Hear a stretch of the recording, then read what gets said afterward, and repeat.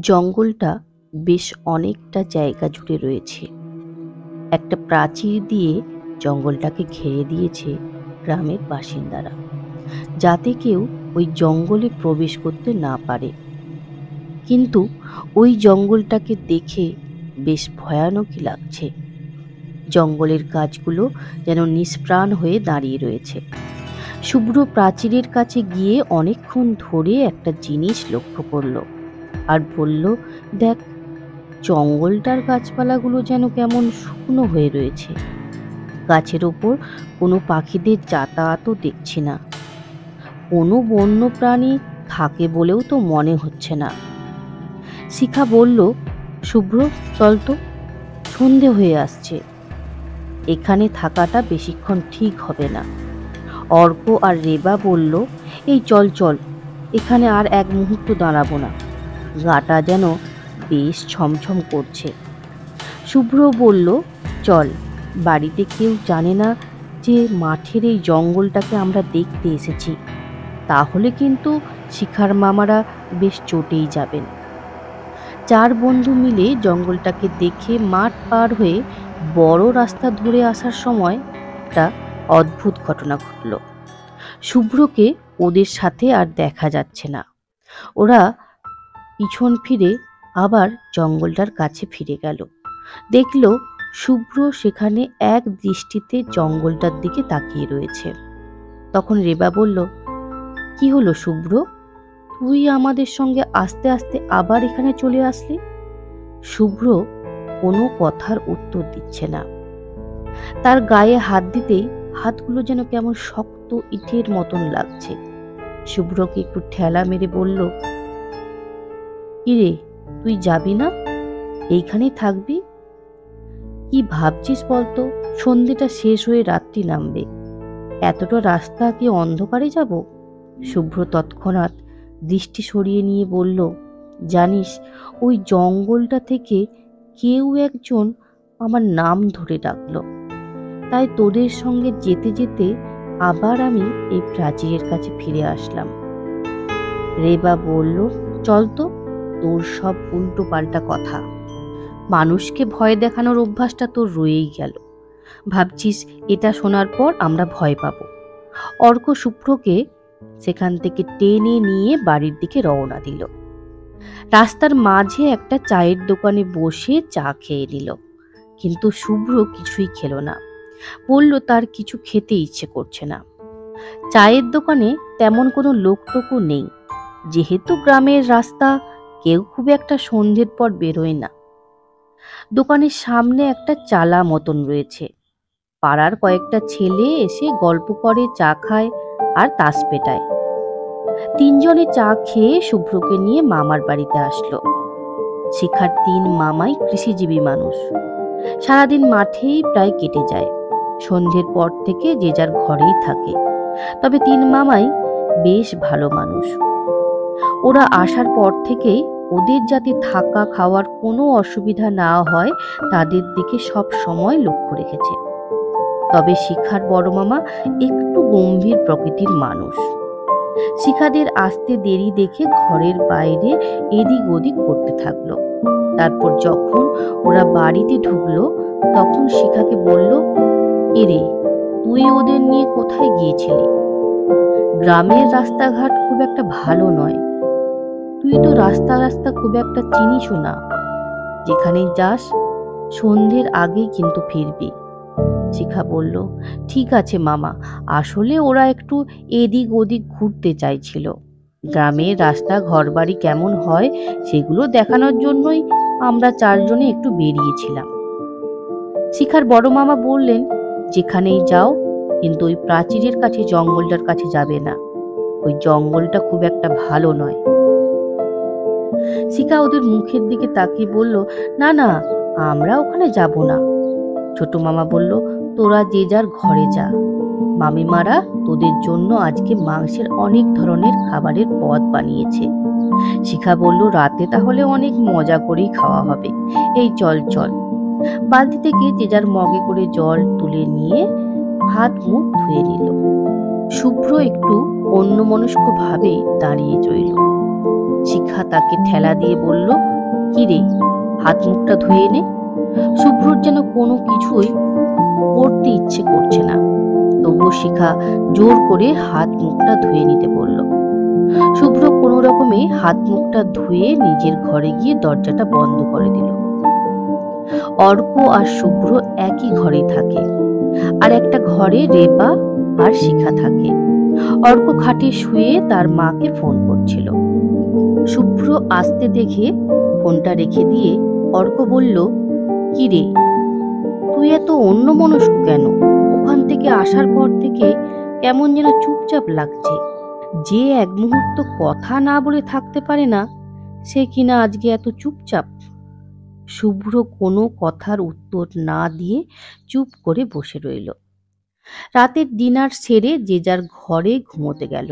এদিকে শুভ্র ঘুমোতে গিয়ে খাটে শুয়ে কেমন যেন অস্থির অস্থির করতে থাকলো।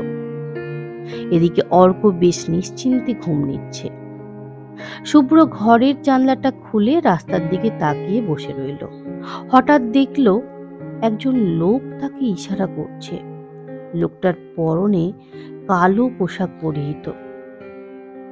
শুভ্র দেখে জানলাটা বন্ধ করে দিল। কিন্তু ওই লোকটা কে? আমাকেই বা ডাকছে কেন? শুভ্র অর্ককে ঠেলা মেরে ডাকতে থাকলো। অর্ক ঘুমের মধ্যে বলল, কি হয়েছে রে, এত ডাকছিস কেন? রাতে একটু ভালো করে ঘুমোতেও দিবি না। শুভ্র বলল, বাইরে একজন কালো পোশাক পরা লোক আমাকে ডাকছে। এখন এত রাতে আমাকে ডাকছে কেন? অর্ক ঘুম চোখে উঠে বলল, কোথায় কোথায় দেখি তো। শুভ্র জানলাটা খুলে বলল, আয় আয়, দেখ ওই দিক থেকে উনি ইশারা করছেন। অর্ক জানলাটার কাছে এসে দেখল, কই, কেউ তো নেই। শুভ্র বলল, এই তো আমি দেখলাম, কিন্তু জানালার কাছে গিয়ে কাউকে দেখতে পেল না। অর্ক বলল, জানালাটা বন্ধ করে ঘুমোতে আয়, ঘুমের ঘোরে কি সব দেখেছিস কে জানে। শুভ্র জানালাটা বন্ধ করে দুজনে ঘুমিয়ে পড়ল। পরের দিন সকালে রাতের ঘটনাটা শুভ্র রেবা আর শিখাকে বলল। ওরা ব্যাপারটাকে হেসেই উড়িয়ে দিল। সকালে খাবার খেয়ে চারজন মিলে একটা প্ল্যান বানালো। দুপুরে ওই প্রাচীর পেরিয়ে জঙ্গলে যাবে। ওদের খুব ইচ্ছে ওই জঙ্গলে কি আছে। শিখা বলল, দেখ সবই তো ঠিক করলাম, কিন্তু কোনো বিপদ আপদ হলে আমরা সবাই মারা যাব। ওখানে যেতে হলে আমাদের সঙ্গে কিছু অস্ত্র রাখতে হবে। রেবা বলল, কি অস্ত্র? শিখা বলল, মামার বাড়িতে দা, কুড়ুল, কোদাল, কাস্তে অনেক সরঞ্জামই রাখা আছে, তবে সাবধানে ওইগুলোকে সরিয়ে রাখতে হবে। দুপুরের খাবার খেয়ে যখন বাড়ির সবাই ঘুমিয়ে পড়বে, তখন আমরা সবাই মিলে সেই জঙ্গলে যাব। শুভ্র বলল, রাতের ঘটনার পর থেকেই আমাকে একটু ভাবিয়ে তুলেছে। তোরা যতই ব্যাপারটাকে সহজ ভাবছিস, সেটা কিন্তু নয়। আমাকে জঙ্গলে যেতেই হবে। কেন আমি ওই দিন জঙ্গল থেকে কারো ডাকার আওয়াজ পেয়েছিলাম।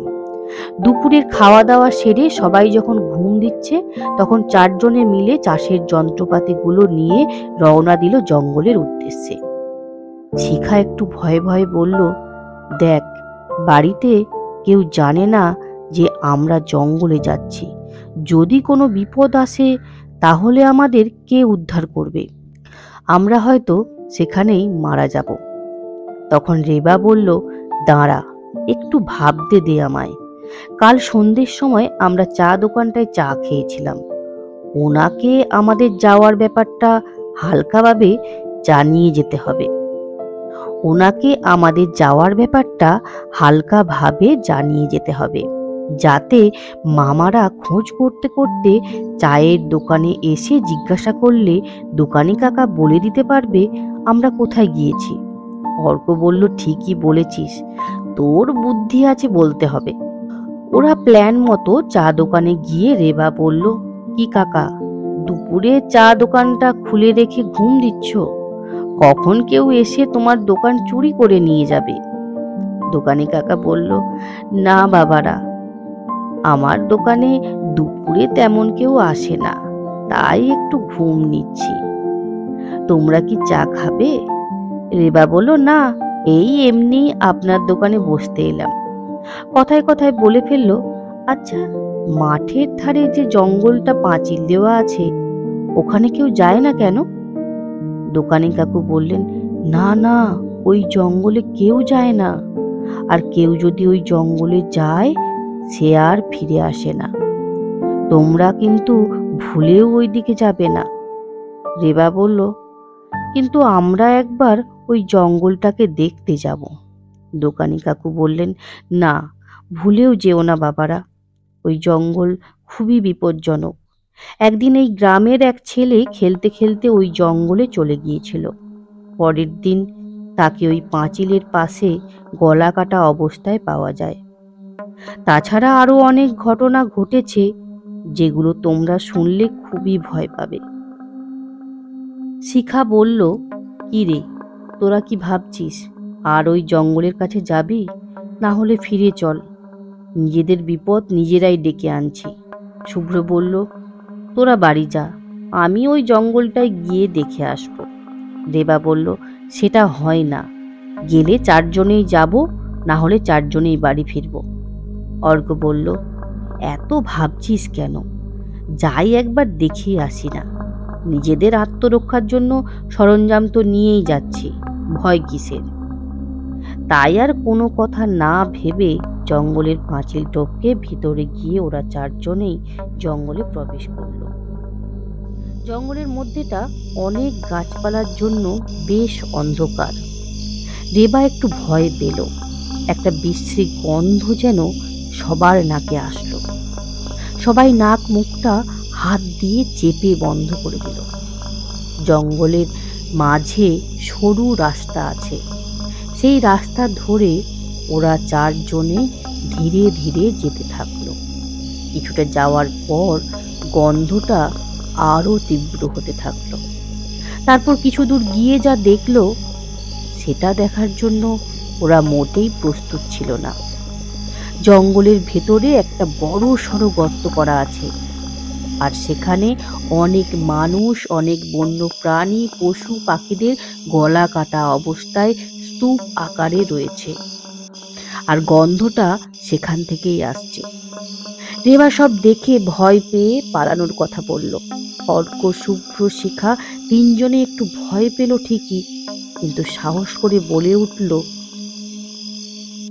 আমাদের এখানে কিছুক্ষণ থাকতে হবে। কারা এসব করে বেড়াচ্ছে সেটাও আমাদের জানতে হবে। রেবা বলল, দেখ, বাড়াবাড়ি করিস না, দিনের আলো নেভার আগেই আমরা এখান থেকে পালিয়ে যাই, নইলে আমাদেরও অবস্থা এরকম হবে। অর্ক বলল, এসেছি যখন আর একটু এগিয়ে গিয়ে দেখি কি ব্যাপার। তারপর 4 জনেই এগিয়ে গিয়ে দেখল একটা কালী মূর্তি রয়েছে, আর সেখানে কাউকে দেখা যাচ্ছে না। শিখা বলল, কি ব্যাপার? এত কিছু কাণ্ড কারখানা, নিশ্চয়ই তো কেউ এই কাজগুলো করছে।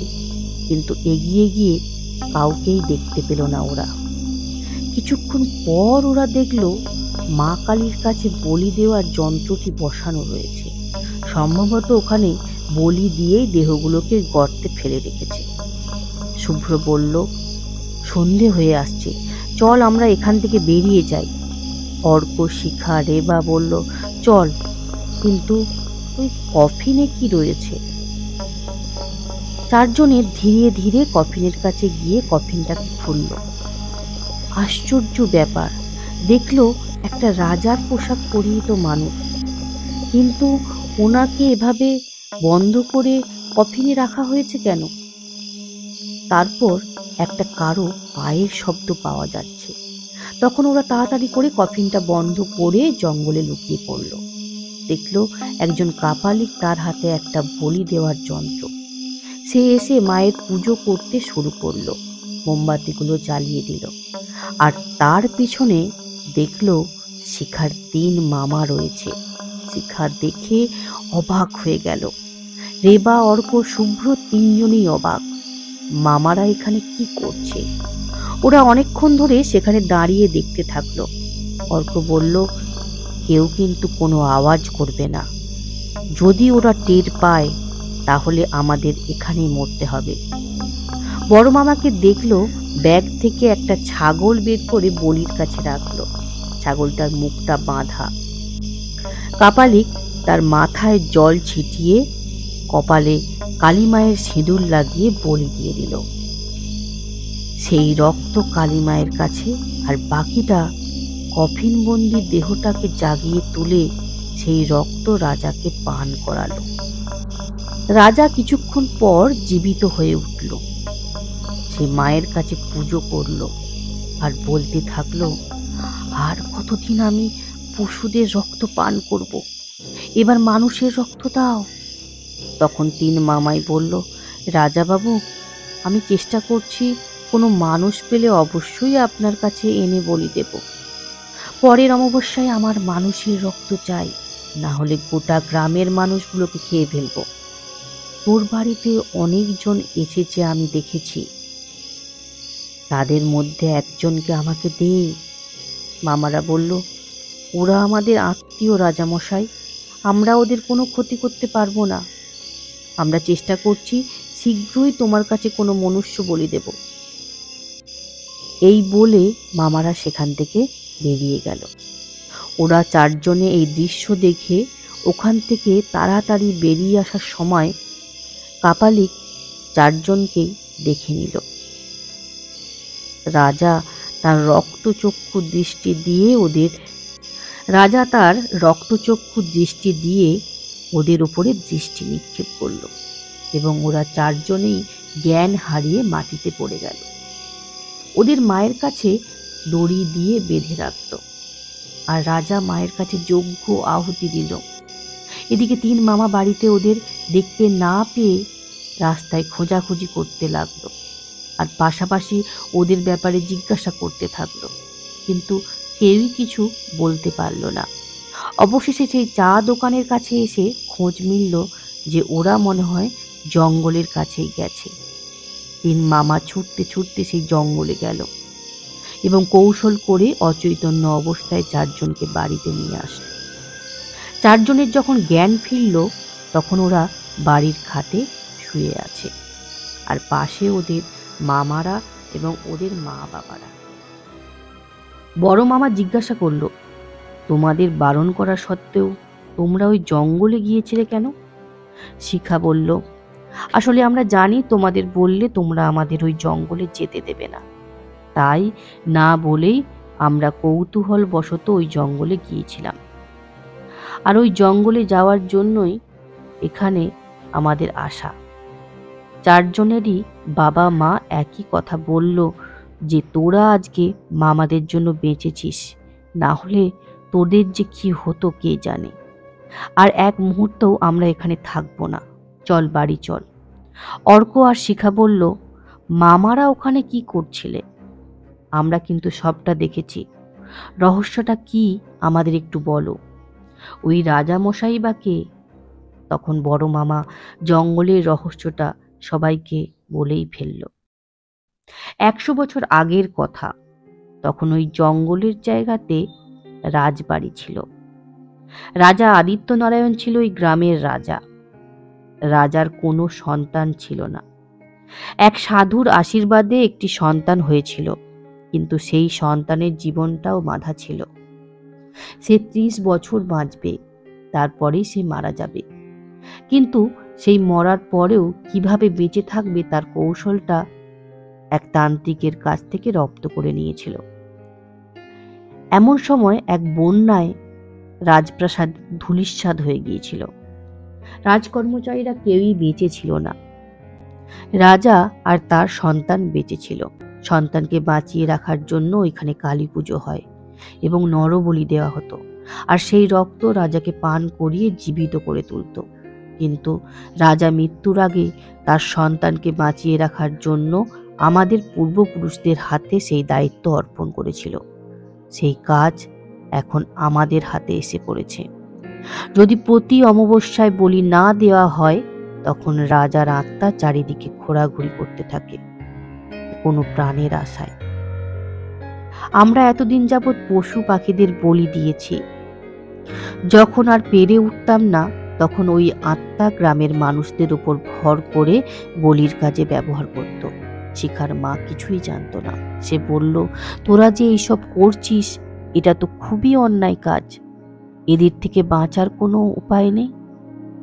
যদি আমরা কোনো তান্ত্রিক দ্বারা ওই রাজপুত্রের দেহটাকে জ্বালিয়ে দিতে পারি, তাহলে হয়তো রাজা এবং তার সন্তানের আত্মার মুক্তি ঘটবে।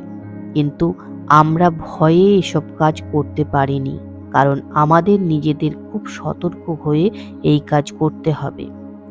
তারপর সবাই মিলে এক তান্ত্রিকের শরণাপন্ন হয়ে রাজপুত্রকে দাহ করল।